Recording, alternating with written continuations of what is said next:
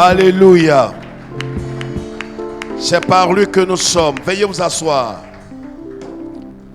Que le Seigneur nous bénisse et que Dieu nous garde. Je vous salue au nom du Seigneur. Alléluia. Colossiens chapitre 2. Colossiens chapitre 2, de verset 9. Nous sommes aujourd'hui 1er septembre.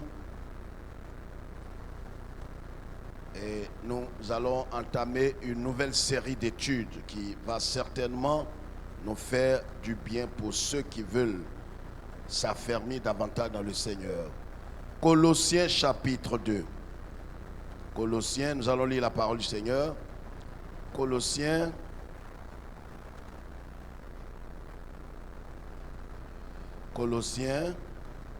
chapitre 2, le verset 9 et 10.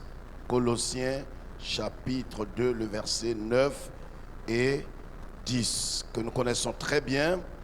Car en lui habite corporellement toute la plénitude de la divinité. Vous avez tout.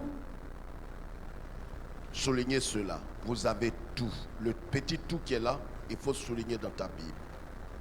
Vous avez tout pleinement en lui, qui est le chef de toute domination et de toute autorité.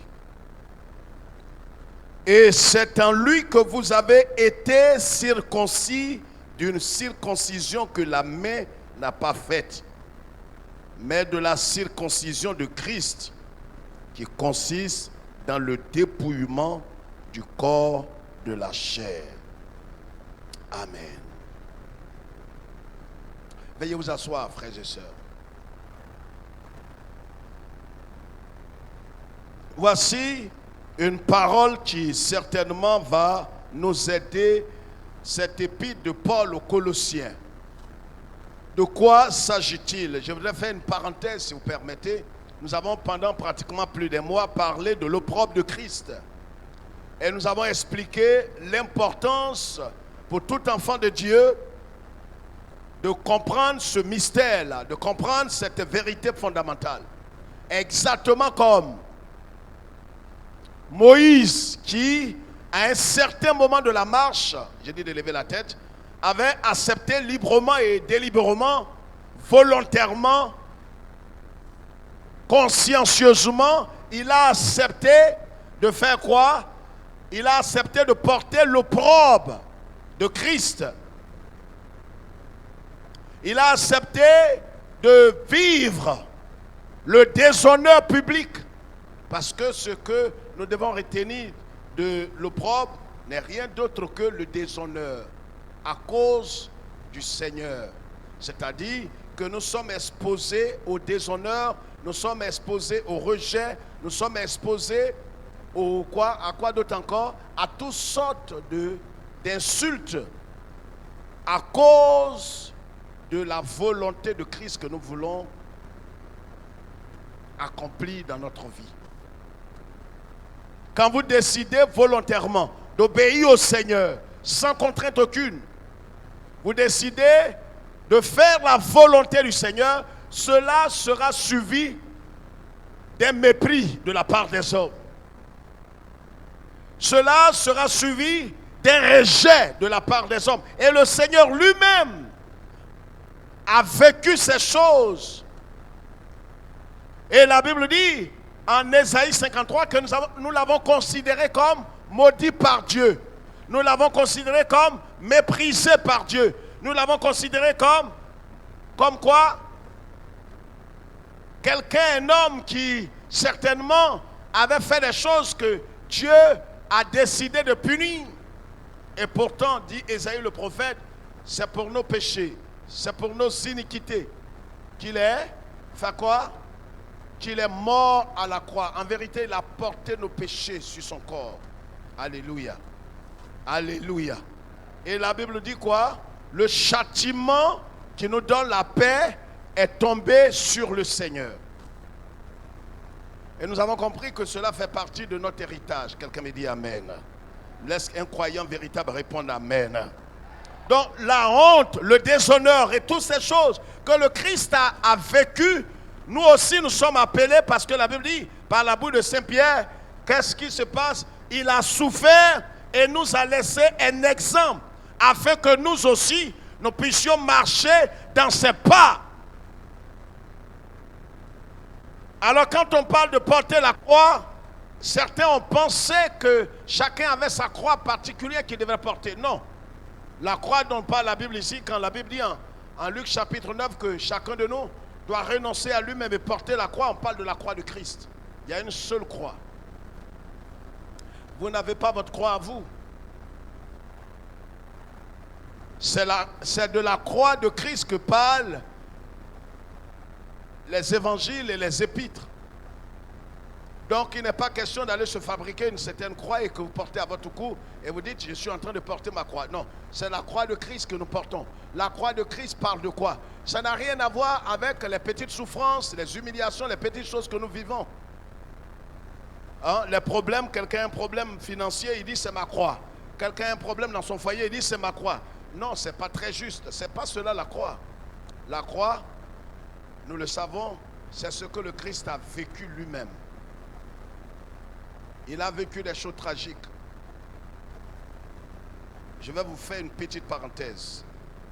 Nous n'avons pas eu le temps d'expliquer ces choses quand on parlait du déshonneur, on parlait du déshonneur public, on parlait aussi de l'opprobre de Christ. Quand on parle de l'opprobre de Christ, il faut comprendre. Écoutez-moi, levez la tête. Il y a ce que le Christ a vécu, ce que le Christ a vécu à la croix. Il a vécu trois choses importantes à la croix. Il y a ce que le monde et Satan ont fait à Jésus à la croix. Il ne faut jamais oublier cela. Écoutez-moi très bien. Dieu permettra que je revienne là-dessus. Ce que le Christ a vécu à la croix. Ce que Satan et le monde ont fait à Jésus à la croix. Ils l'ont exposé. Ils l'ont humilié. Ils l'ont dégradé à la croix. C'est pourquoi vous allez comprendre. J'ai dit de lever la tête. C'est mieux de retenir. C'est pourquoi vous allez comprendre que le monde et Satan sont nos premiers ennemis. Quelqu'un me comprend? Ce qu'ils ont fait aux maîtres, ils vont le faire aussi aux disciples. C'est pourquoi le Seigneur dit, qu'est-ce que le Seigneur dit? Le Seigneur dit, n'aimez point le monde, ni ce qui est dans le monde. Si quelqu'un aime le monde, l'amour du Père n'est plus dans son cœur. Le monde a exposé Jésus. Le monde a traité Jésus comme un chien. Le monde a déshonoré Jésus. Voilà la raison principale. Satan a déshonoré Jésus. Satan a exposé Jésus. Satan a abaissé Jésus. Donc le monde et Satan sont des complices. C'est pourquoi si un homme aime le monde, il est naturellement attaché à Satan. Et si quelqu'un est attaché à Satan, c'est qu'il est étroitement attaché au monde. Je ne sais pas si quelqu'un comprend ce que je dis. Les deux entités sont liées. C'est pourquoi le Seigneur dit, vous n'aimez point le monde, ni ce qui est dans le monde. Si un homme aime le monde, l'amour de Dieu n'est plus dans son cœur. Donc le monde et Satan ont abaissé Jésus, ont humilié Jésus, ont craché sur le Seigneur à la croix. Il y a ce que Dieu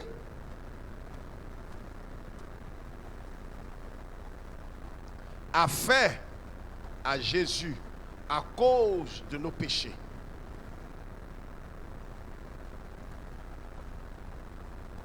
Quelqu'un comprend ce que je suis en train de dire?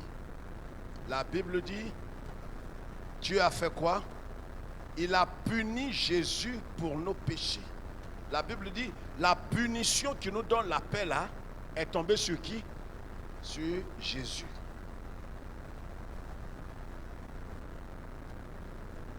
Et il y a ce que Dieu a fait à l'humanité en Christ à la croix. C'est pourquoi quand vous allez lire dans Romains chapitre 5, vous allez voir que par la mort de Jésus, nous avons été réconciliés avec Dieu. C'est sa mort qui nous réconcilie. Vous comprenez quelque chose? Je reviendrai là-dessus. Mettez ça en parenthèse. Mais ce soir, nous sommes en train d'aborder dans ce mois de septembre, nous abordons un thème fondamental. Le thème, c'est focalisez-vous sur Christ, notre absolu. Vous savez que nous sommes dans des temps fâcheux, nous sommes dans des temps difficiles, nous sommes dans des temps d'incompréhension, où chacun cherche à se focaliser certainement sur ce qui peut être considéré pour lui comme un salut, comme une délivrance, comme un rocher. Les gens vont jusqu'à dire, je ne sais pas à quel saint me vouer.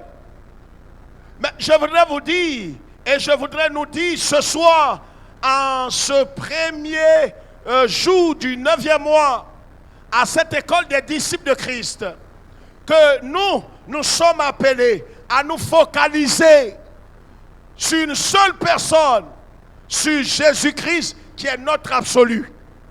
Et quand on parle d'absolu, ça veut dire que c'est l'entièreté de ce qui peut être considéré comme notre espérance. Il n'y a rien d'autre derrière l'absolu. C'est exactement quand on dit qu'on parle de souveraineté. Quand on parle par exemple de la loi fondamentale. Quelqu'un m'entend un peu là? En dehors de la loi fondamentale, il n'y a pas quelque chose qui soit au-dessus de la loi fondamentale. Et c'est pourquoi la loi fondamentale ne peut pas être l'objet de plusieurs interprétations. Je parle aussi de la Bible, la parole de Dieu.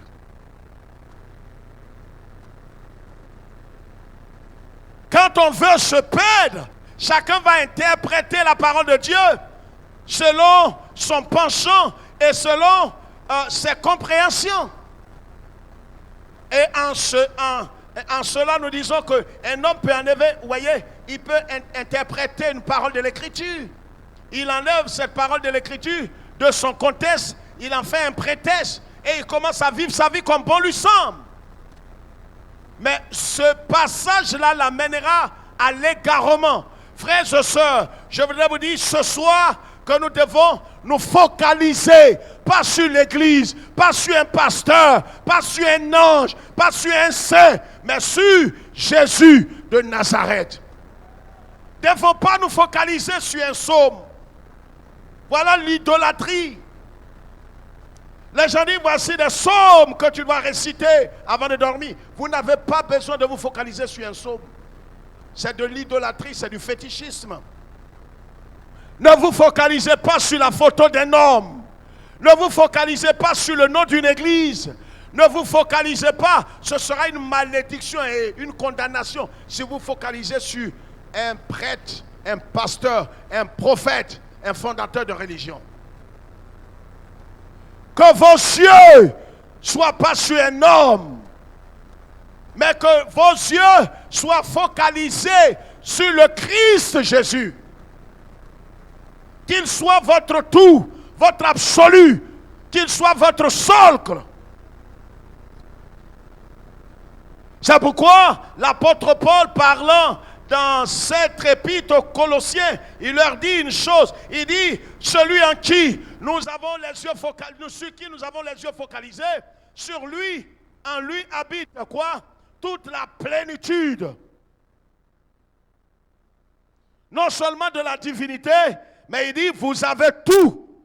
Vous avez tout. Il ne dit pas que vous avez quelque chose. Il dit, vous avez tout. Frère, on n'a pas quelques-unes des choses. On a tout. Et tout est tout. Sans tout, tout n'est pas tout. Enlever quelque chose de tout, tout n'est pas tout. Première chose que nous devons comprendre, c'est que Jésus-Christ ne nous donne pas la bénédiction. Jésus-Christ est la bénédiction de Dieu pour nous. C'est pourquoi, vous voyez, tous ceux qui vont demander à ce que le Seigneur les bénisse, c'est des enfants spirituels, c'est des bébés dans la foi, c'est des chrétiens immatures. À un certain niveau de la marche, nos yeux sont focalisés pas sur des objets, pas sur des bénédictions, pas sur des dons, Mais nos yeux sont focalisés sur l'auteur. Je ne demande pas à ce qu'il me donne des dons, mais je demande à ce qu'il soit mon tout. Oh, quelqu'un ne m'a pas compris. Tu as vu ton voisin, le religieux qui est assis à côté de toi? Il est à la demande des dons. C'est pourquoi, vous voyez, la femme samaritaine, Jésus lui a dit quoi? Si tu connaissais le don de Dieu, Makata Kotobokika. Hey, si tu connaissais le don de Dieu, il y a des choses que nous voulons. Seigneur, donne-moi la sécurité. Seigneur, donne-moi la providence. Seigneur, donne-moi ceci. Donne-moi une femme. Donne-moi un homme. C'est bon. Mais vous savez, le Seigneur lui-même, il sera ton absolu. Quand Jésus devient ton tout, ton cœur est dans la sérénité. Oh, écoute, j'ai dit, quand tu vois Jésus comme ton tout, tu le vois comme ton absolu, ta paix devient grande, ta joie devient grande, ta sérénité devient grande, ton assurance devient grande. C'est pourquoi il dit quoi? Ne vous inquiétez de rien. Ne promène pas les regards inquiets. Aide-moi. Ne promène pas les regards inquiets. Qu'est-ce que je vais devenir? Est-ce que je ne vais pas mourir? Est-ce que cette situation ne va pas m'emporter? Laisse-moi te dire, focalise-toi sur Christ qui est ton absolu. C'est pourquoi nous chantons qu'il est tout pour moi. Mais souvent la bouche chante, mais le cœur ne confesse pas les mêmes choses. La première chose que tu dois retenir ce soir écrit, Christ est la bénédiction de Dieu pour moi. Éphésiens chapitre 1, le verset 3. Un passage qu'on connaît très bien. Éphésiens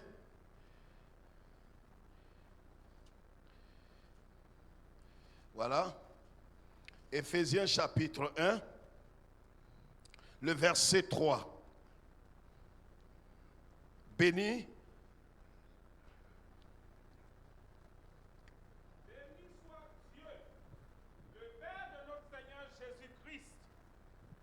Béni soit Dieu, le Père de notre Seigneur Jésus-Christ, qui nous a bénis de toutes sortes de bénédictions spirituelles dans les lieux célestes en Christ. Amen. Amen. Alléluia. Béni soit Dieu, le Père de notre Seigneur Jésus-Christ, qui nous a bénis. Frère, le Père nous a déjà, c'est au passé, le Père nous a déjà bénis. Pour ta préoccupation, pour ton besoin, pour tout ce qui semble ne pas être accompli, je voudrais que tu sois rassuré. Vous savez, il n'y a rien de tel qu'un homme. Le Seigneur Jésus dit une chose, il donne une parole importante. Il dit, je vous donne ma paix, non pas comme le monde la donne. La paix du Seigneur sera la santé de ton corps. Écoute-moi très bien. Vous savez, un homme peut avoir tout et ne pas avoir la santé de son corps. Vous savez, vous pouvez avoir les produits pharmaceutiques, les médicaments, vous pouvez avoir tout, mais ne pas avoir la santé. Les grands professeurs peuvent vous prescrire des choses. On dit, mais tel professeur, il a prescrit telle chose à tel, et la personne a été guérie. Et le même professeur peut te prescrire des choses. Mais si Christ n'est pas la paix de ton cœur, les médicaments que tu vas prendre, le médicament qui fait effet dans le corps de l'autre ne fera pas effet dans ton corps. Je voudrais, frère, en ce mois de septembre, que nous voyions Christ comme notre absolu.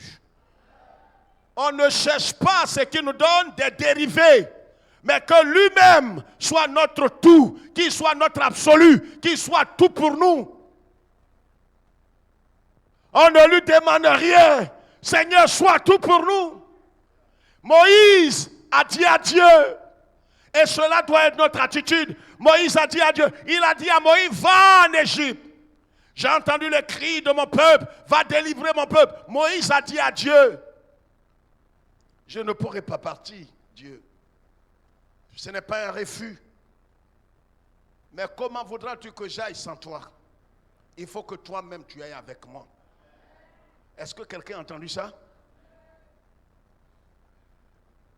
Il faut que toi, Dieu, tu ailles avec moi. Certains auraient voulu aller avec la puissance de Dieu. C'est bon, mais à un certain moment, tu seras fatigué. Certains veulent aller avec les dons, les capacités. Mais à un certain moment, la capacité de Dieu est sur toi. Mais tu vas te fatiguer. C'est pourquoi en Jean chapitre 15, il va dire une parole. Il dit quoi? Il dit, c'est moi le vrai cep. Et vous êtes des sarments. Le sarment ne vit pas de lui-même. Le sarment vit de la vie du cep. C'est pourquoi quand le sarment est détaché, le sarment meurt. On ne peut ne pas brûler le sarment, on peut ne pas le découper, mais dès qu'il est détaché du cep, il meurt. Frère, on ne vit pas, on ne demande pas à ce que Christ vienne nous donner la... Non, il faut qu'il soit notre vie. Et Saint Paul dit en Galates 2, ce n'est plus moi, ce n'est plus moi, dis-le avec assurance, ce n'est plus moi qui vit en moi. Est-ce que je veux emprunter sa vie pour vivre? C'est ce qu'on a essayé dans la marche chrétienne, dans les premières heures de notre conversion. On voulait que le Seigneur nous donne la force. Quelqu'un m'entend? Donne-moi ta force, Seigneur, donne-moi la force maintenant de marcher. Donne-moi la force de vivre. Donne-moi la force. Donne-moi la force de me sanctifier. Donne-moi la capacité de faire. Il va le faire, mais à un certain moment, tu n'arriveras plus, tu ne pourras plus. La vie chrétienne, ce n'est pas d'emprunter quelque chose de Jésus pour vivre la vie. Tous ceux qui ont essayé ça ont quitté la foi. Tôt ou tard, tu quitteras. Ce n'est pas de dire à Jésus, donne-moi quelque chose. Voyez? Mais c'est dire, Seigneur, vis ta vie au travers de mon corps. Or, il ne peut pas le faire si tu ne passes pas par le préalable qui est la mort. Il faudrait que toi, tu ne renonces pas à quelque chose, mais que tu renonces à ta personne. C'est toi qui as le problème de Dieu. Ce ne sont pas les sorciers. Tant qu'un homme ne reconnaîtra pas que son problème, c'est lui-même, il n'a pas encore commencé la marche chrétienne. On ne te demande pas d'abandonner la cigarette d'abord, d'abandonner ça, c'est des mauvaises choses. Ça, c'est des choses extérieures. Mais le problème est que tu peux cesser de fumer et aller en enfer. Tu peux chercher de commettre adultère et aller en enfer. Tu peux cesser de mentir et puis aller en enfer. Il y a des gens qui ne mentent pas, ils ne volent pas, ne commettent pas adultère, mais ils s'en vont en enfer. Le problème, ce n'est pas de cesser, c'est comme le péché, les péchés dont je vous ai enseigné il y a quelques années. Le péché, la chair, c'est lui qui est l'arbre. Donc vous pouvez enlever les mauvais fruits. Voyez, c'est comme vous avez un manguier dans votre cour et tous ces fruits sont des fruits gâtés, pourris. On ne peut pas manger. Alors dès qu'il produit net, vous essayez d'enlever les mauvais fruits. Vous enlevez à chaque fois, enlevez les mauvais fruits. Le problème est que vous allez vous fatiguer. Déraciner l'arbre.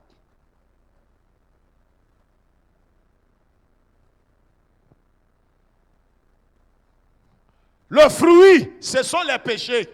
L'arbre, c'est lui qui est la chair. C'est pourquoi l'apôtre Paul dit, en Galates chapitre 5, voici la quoi? La quoi?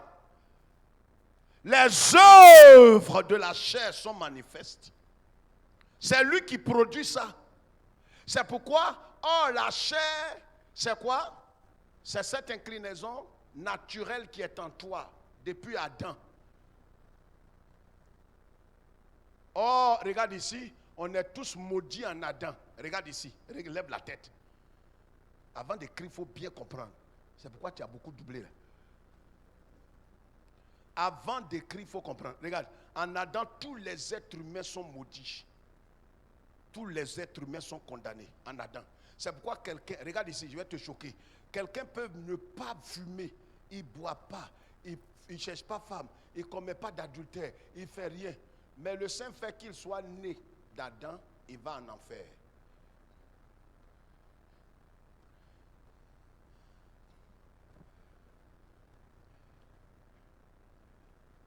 J'ai expliqué à ma fille le matin, dans notre étude biblique à la maison, que les hommes, des gens du temps de Noé, ne sont pas morts parce qu'ils étaient pécheurs, mais ils sont morts parce qu'ils ont rejeté le don du salut que Dieu leur a proposé. Quelqu'un m'a compris? C'est ce que l'apôtre Pierre raconte dans 1 Pierre chapitre 3. Ils ne sont pas morts, noyés, parce qu'ils étaient des pécheurs. Dieu sait qu'ils sont des pécheurs. Tu vois, il y a des choses, Dieu sait ce que tu es. Mais malgré ça, il vient vers toi, il te propose une solution. Le péché, c'est refuser la main tendue de Dieu. On ne va pas en enfer parce qu'on a péché. On va en enfer parce qu'on a refusé le don que Dieu nous a proposé. Dieu ne nous donne pas la vie éternelle. Le jour que j'ai dit ça, les pasteurs étaient choqués. Dieu ne donne pas vie éternelle à quelqu'un. Dieu a donné son Fils. Le problème, tout est avec le Fils. C'est pourquoi celui qui n'a pas le Fils n'a rien. Il va nulle part. Les musulmans, ils ont tout. Les shintoïstes, ils sont bien aussi. Les baïfouets, très bien. Les gougnoman, bien. Le problème est que tant que tu n'as pas le Christ, tu peux marcher bien, ne vole pas, ne triche pas, ne tue pas, mais tu ne vas pas au paradis. Le problème est que tout, Dieu a mis tout dans le corps du Christ. Donc c'est quand tu as le Christ là, tu as tout. Il ne donne pas vie éternelle. Les gens cherchent vie éternelle. Mais il n'y a pas. Quelle vie éternelle? La vie éternelle, c'est le souffle de Jésus. Donc il faut aller chercher le Christ. Donc celui qui a le Christ a la vie. Celui qui n'a pas le Christ n'a pas la vie. Donc les musulmans, ils n'ont qu'à garder leur religion, mais ils n'ont qu'à venir à Christ. C'est pourquoi Jésus n'est pas chrétien. Il prend tout le monde. Jésus, Jésus, Jésus, notre Seigneur. Les musulmans, shintoïstes, Bouddha, chrétiens, il prend tout. Il prend, il sanctifie. Quelqu'un comprend l'évangile?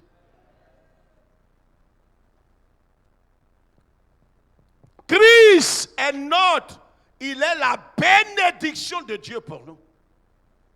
C'est pourquoi, vous voyez, c'est pourquoi l'apôtre Paul dit quoi? Comme l'avons lu, Éphésiens chapitre 1, le verset 3, qu'est-ce qu'il dit? Qu'est-ce qu'il dit? Béni soit Dieu, le Père de notre Seigneur Jésus-Christ, qui nous a bénis de toutes sortes de bénédictions spirituelles dans les lieux célestes en Christ. C'est pourquoi, vous voyez, on ne doit pas se focaliser, regarde ici, sur le mari, sur la femme. Tu te focalises sur l'argent, tu vas te perdre. Focalise-toi pas sur l'église, pas sur le pasteur, pas sur les protestants, pas sur un verset. Focalise-toi sur le Christ lui-même. C'est lui qui a tout en main. Il a tout. Le Père lui a remis tout. Dans le ciel comme sur la terre. Jésus a tout. C'est lui qui est l'alpha et l'oméga. Nul ne va au Père que par lui. C'est-à-dire, quelqu'un n'aime pas Jésus, tu n'entres pas au ciel. Il est la clé. Il est aussi la porte. Il est même le chemin sur lequel on marche. Il est tout. C'est pourquoi quand tu as Jésus, ta vie est sécurisée. Oh, je croyais que j'allais entendre la voix d'un disciple. Loué soit Dieu, le Père de notre Seigneur Jésus-Christ, car il nous a comblés, il nous a enrichis, il nous a bénis des bénédictions spirituelles en Christ. Voilà pourquoi est-ce que nous devons nous focaliser sur Christ, notre absolu. Ne vois pas Jésus comme en dehors de lui. Il y a un autre secours, il y a une autre voie, il y a une autre tentative. C'est probable qu'il y ait un autre secours quelque part. C'est pourquoi vous voyez les enfants d'Israël, beaucoup sont morts dans le désert, avec le serpent piquant. quand le serpent piquant, naturel, là, les piquait, Dieu a dit à Moïse, tu vas faire un serpent d'airain, qui est aujourd'hui l'image, le logo des pharmacies, tricheurs. Dieu dit à Moïse, tu vas faire un serpent d'airain. Tu vas le poser là sur la montagne. Quiconque sera mordu par un serpent. On ne te demande pas de justifier, de te plaindre, d'expliquer pourquoi tu as été mordu. Ça n'intéresse pas Dieu. Ce que Dieu te demande, tu as été piqué, tu as été mordu. Regarde le serpent qui est sur la montagne. Le problème est qu'on veut analyser, on veut expliquer, on veut se morfondre, on veut s'apitoyer. On cherche des voies et des moyens. La Bible dit dans le psaume 127 que nous connaissons, si l'Éternel ne bâtit, même si quelqu'un veut t'aider, vous deux, vous allez perdre. La première chose, c'est que Christ est la bénédiction de Dieu pour nous. Christ est ta bénédiction. Ce n'est pas un homme qui est ta bénédiction. C'est pour ça, si un homme ne veut pas prier pour toi, Christ est ta bénédiction. Oh, je pensais que quelqu'un allait répondre à cette parole. Un prophète, il refuse de prier pour toi. Et d'ailleurs même, quelle histoire d'aller chercher un prophète pour prier pour toi? Arrête d'être un bambin. Jusqu'à quand tu vas continuer d'être comme un mouton de chez les moutons?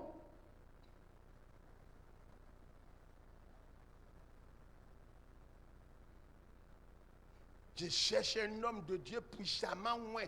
Puissamment moins. Toi, tu es un mouton. Tu es cabri de Dieu. Tu n'es pas un homme de Dieu. Vous êtes des hommes de Dieu. Regarde comment quelqu'un qui est homme de Dieu, si Dieu veut. Je déclare encore, je dis, tu es un homme de Dieu. Vous êtes des femmes de Dieu. Souvent, on donne l'opportunité ici à nos soeurs pour s'adresser à nos soeurs. Mais elles n'ont même pas fait l'école biblique. Mais le Saint-Esprit vient sur elles. Et elle parle de la part de Dieu. Des choses même que nous, on a fait l'école biblique et autour depuis près de 35 ans, on ne peut même pas. Pourquoi? Parce que c'est le Saint-Esprit qui est notre mentor. C'est lui qui nous enseigne. Là, Jésus dit quand il viendra, il prendra ce qui est à moi pour vous l'enseigner. Lui qui est le vrai mentor, le vrai enseignant, le vrai docteur, c'est le Saint-Esprit. Vous savez, quand quelqu'un compte sur sa force, son sang, j'ai horreur de ces personnes. Jésus dit, sans moi, vous n'êtes capable de rien, vous êtes perdus. C'est pourquoi quand tu dois faire, ne compte pas sur tes acquis. C'est pourquoi, vous voyez, à chaque fois, nous disons, Seigneur, pas moi, je ne suis pas capable. Je ne suis pas capable. Tu peux bosser tout Bible. Tu arrives ici, quelqu'un te regarde comme ça, tu as tout oublié. Demandez au prédicateur qui passe là. Tu as tout oublié. Tu cries maintenant, Alléluia, Alléluia, Alléluia. Les gens disent, prêche mon frère. Alléluia, il dit beaucoup là, il a tout oublié. C'est la technique. Dis bon, le groupe de chant, vous allez chanter un chant là, il a oublié tout ce qu'il doit dire là. Donc pendant que les gens sont en train de chanter, il fouille. Il va demander, c'est où le verset là même se trouve là? C'est pourquoi on dit en tout temps, venons dans sa présence pour être saturés. Ce que tu crois maîtriser là, tu ne maîtrises pas. Celui qui maîtrise là, c'est le Saint-Esprit. C'est pourquoi sois en sa présence matin, midi et soir. Quand on dit venez, on va se soumettre au Saint-Esprit, cours. C'est pourquoi nos yeux sont sur Christ. Alléluia. Nos yeux ne sont pas sur le pasteur, ni le berger, ni la présence des femmes. Mes yeux sont sur toi. Mes yeux sur toi. Mes yeux sur toi. C'est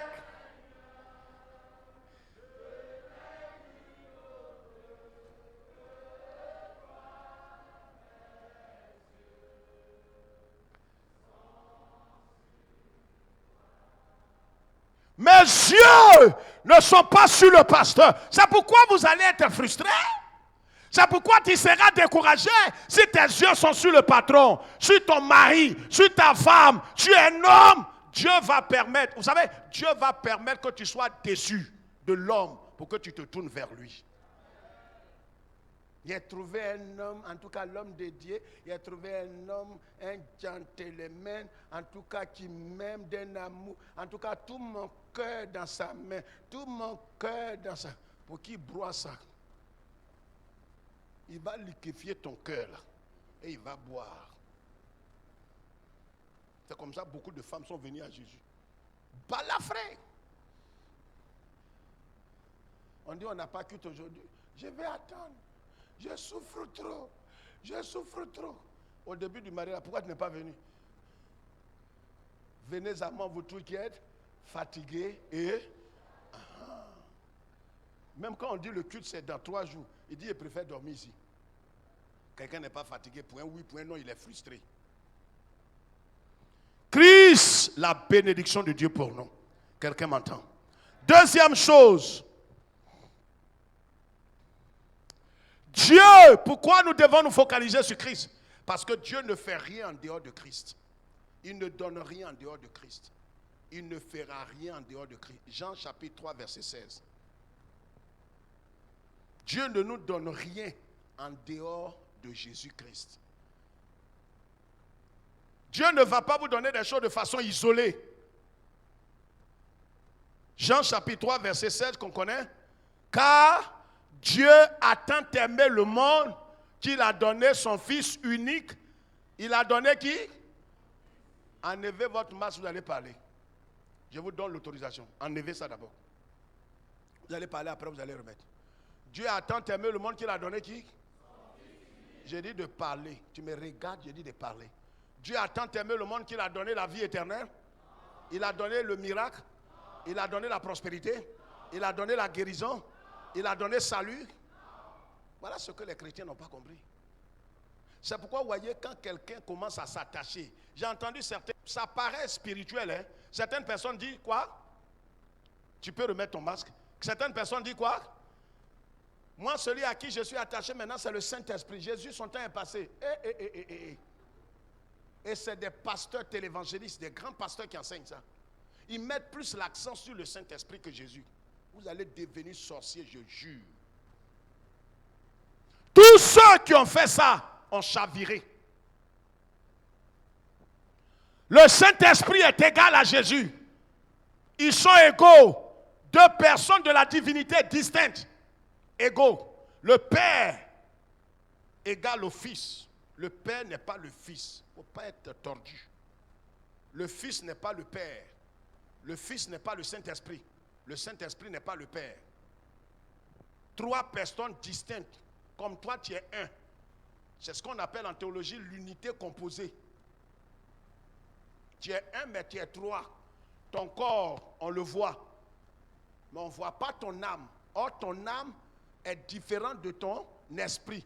C'est pourquoi la Bible dit qu'il sépare moelle et jointure, esprit et âme. L'homme est tripartite, comme Dieu est triunité.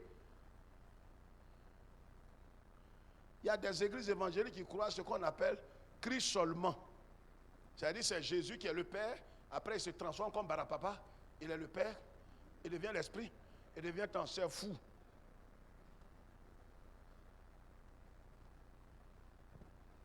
C'est un club des petits. Pour ceux qui nous suivent en France, peut-être vous ne connaissez pas Barapapa, vous allez aller sur le net, vous allez voir Barapapa. Barapapa, on était petit, il se transforme. Il va quelque part, il devient cheval. Il devient coq. Il devient l'homme après. Il devient tout. Quand Dieu a tant aimé le monde qu'il a donné son Fils. C'est dans son Fils. Voyez, Dieu ne donne rien à personne sur la terre. Il ne donne rien. Tout ce que Dieu fait est en relation avec son Fils. Même quand il parle d'élévation, c'est que son Fils soit élevé. Tout ce que le Père fait, ce n'est pas pour qu'un homme. C'est pourquoi, vous voyez, écoute-moi, l'homme ne doit pas être au centre de l'évangile. C'est Christ qui doit être au centre.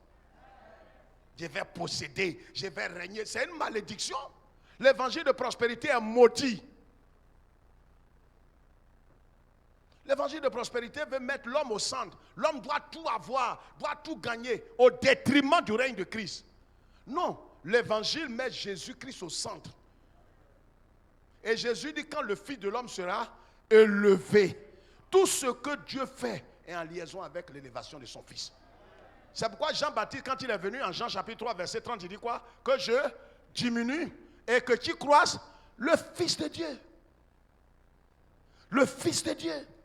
Ce que Dieu cherche, ce n'est pas ton confort, ce n'est pas ton élévation, ce n'est pas ta bénédiction, c'est que Christ, Jésus-Christ, Jésus-Christ soit élevé. C'est pourquoi quand Christ est élevé dans une vie, la vie est en sécurité. Si Jésus n'a pas une bonne position en toi, ce que tu crois avoir là, va se dresser contre toi. C'est comme Ismaël, tes miracles Ismaël là, vont te maudire. Abraham croyait qu'il avait une bénédiction avec Ismaël. C'est ça qu'on appelle les miracles Ismaël. Tu crois que tu es sorti de l'auberge, mais tu ne sais pas que c'est un problème qui est là. Maria, tu as eu comme ça facilement là. J'ai gagné, et en tout cas, moi-même je ne suis pas affermi, mais vous voyez comment Dieu, il ne trie pas ses enfants, hein, mais quand même, il sait ce qu'il fait à certains de ses enfants. Hein? On parle de sanctification, où je suis sanctifié là. Mais Dieu vient de me donner une femme, Dieu vient de me donner un mari. Regarde comment les portes sont ouvertes partout. C'est un miracle. C'est un miracle Ismaël. Le même maman Sarah qui a prêté son mari à Agar, elle va venir dire à Abraham, je ne vais plus voir miracle Sarah ici. Regarde, le même miracle que tu as eu, que tu dis tu as eu bon mari, tu as eu travail, tu as eu promotion, tu as eu visa, tu as eu temps là.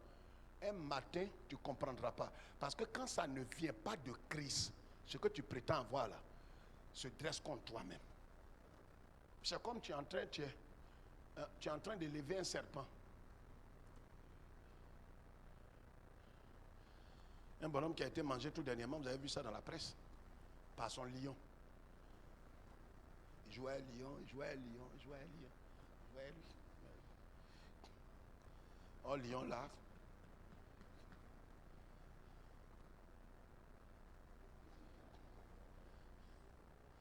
Donc, il a mangé le propriétaire. Lion. C'est pourquoi, regarde, tu ne peux pas dompter la chair. Dieu lui parle de sa mort. Il ne faut pas dire actuellement, là, quand j'ai pris 40 jours de jeûne, actuellement, quand je vois femme nue, au nom de Dieu, ça ne me dit rien. C'est pour combien de temps? Il faut couper jeûne là. Tu coupes jeûne là net. Celui qui quitte ici, qui vient vers ton oreille, tu vois que tous tes sens sont éveillés. Le roi, tout. Tu dis, mais jusqu'à quand, Seigneur, tu vas me délivrer? Il faut qu'on fasse ma délivrance. Dans la Bible, quand tu lis, tu as vu un apôtre délivrer un croyant né de nouveau? Vous avez vu ça dans la Bible? On délivre les païens pour qu'ils viennent à Christ. Mais un chrétien qui a l'esprit de Christ, Jésus ne mettra jamais son esprit sur quelqu'un s'il ne lui appartient pas. C'est du vol. Mets ton nom sur quelqu'un. Quand cette personne ne t'appartient pas, c'est du vol.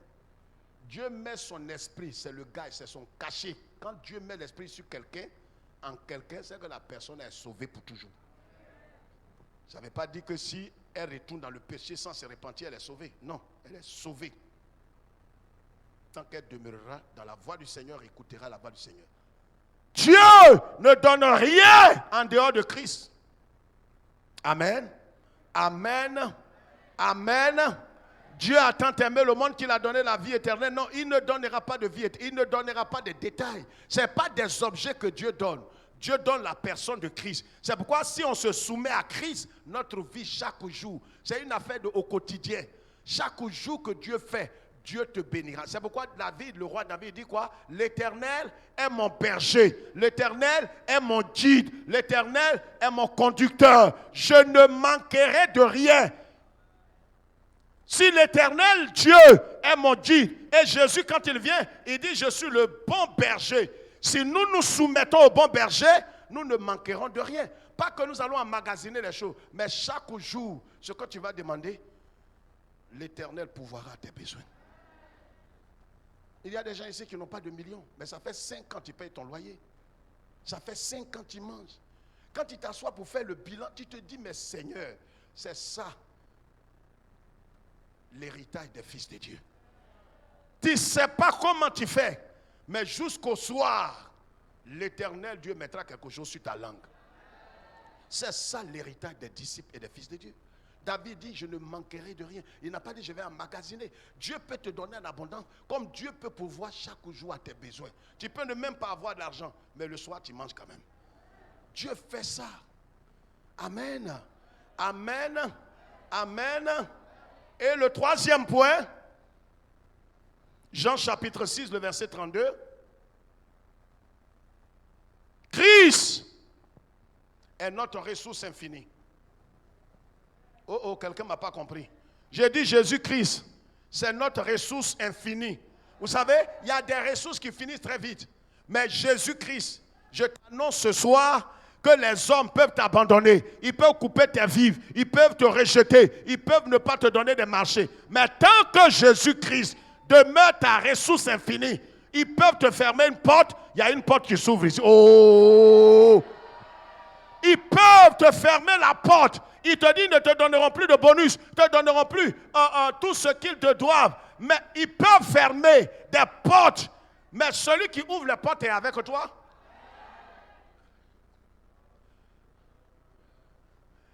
Je peux vous faire une petite confidence là. Regardez souvent, même dans la vie, ce n'est pas une révélation.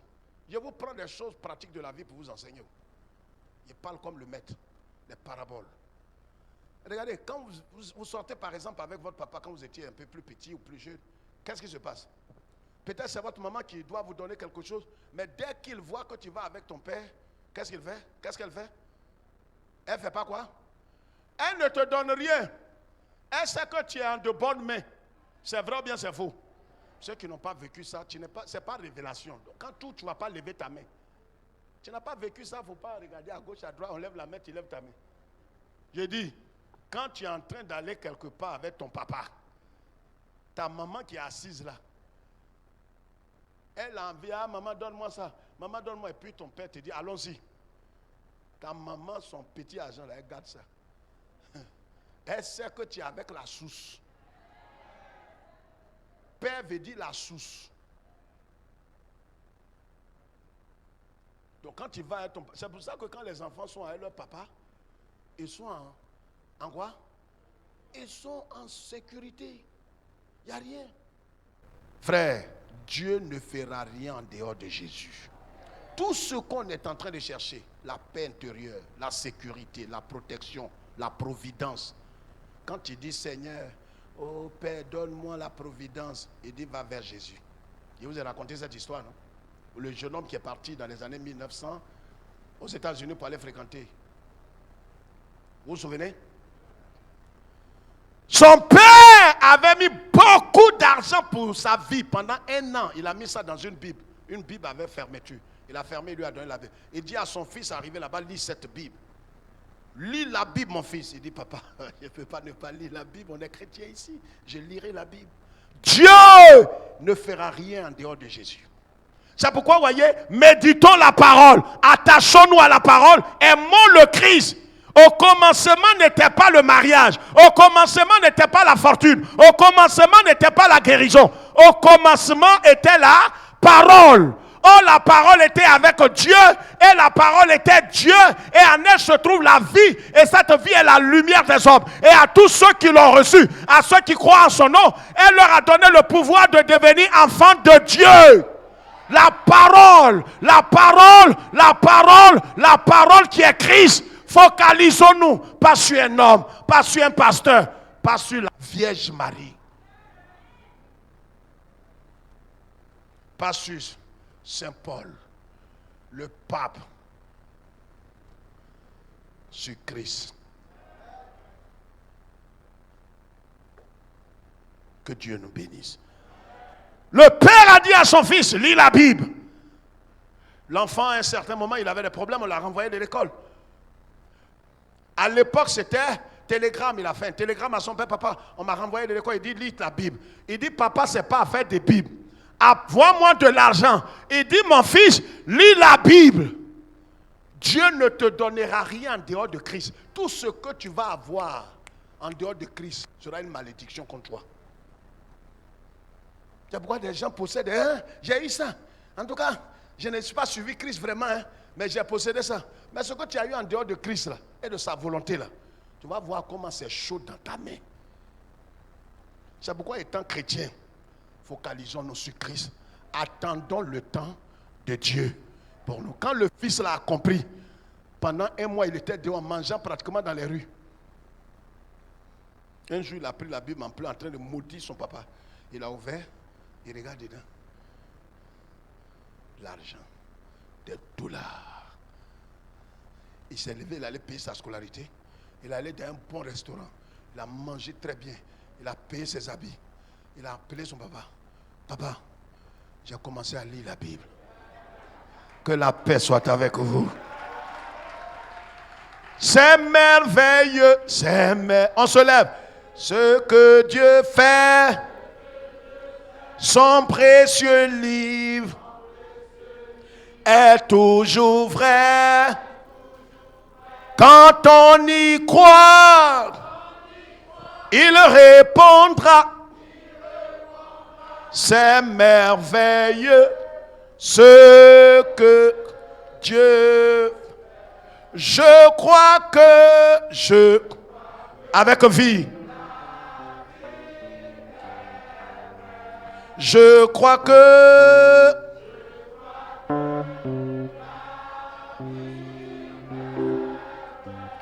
elle est vraie, elle est la parole du Seigneur. Je la serre dans mon cœur. Éternel, que ton nom soit béni ce soir. Que la gloire, le règne, la puissance, la célébration te reviennent. Nous ne sommes que des indignes. Seigneur, souvent nous avons cherché des choses en dehors de Christ. Nous avons cherché le miracle, l'abondance, le voyage, le bonheur, la sécurité, la providence. Nous avions voulu avoir ces choses en détail. Nous avons compris ce soir que nous devons nous focaliser sur toi. Nous devons avoir les yeux pas sur un homme, pas sur le canal, pas sur un pasteur, un prophète, une église, mais sur toi Jésus. Sur toi Jésus. Nous t'implorons, nous implorons ta grâce et ton pardon ce soir. Pardonne-nous nos manquements et nos idolâtries. Nous avons mis notre confiance en l'homme plutôt qu'en toi l'Éternel. Pardonne-nous, lave-nous par le sang de l'agneau et donne-nous d'avoir les yeux sur toi uniquement, car tu es notre absolu. Merci de nous laisser aller dans ta paix. Au nom du Père, du Fils et du Saint-Esprit, et l'Église de Dieu dit...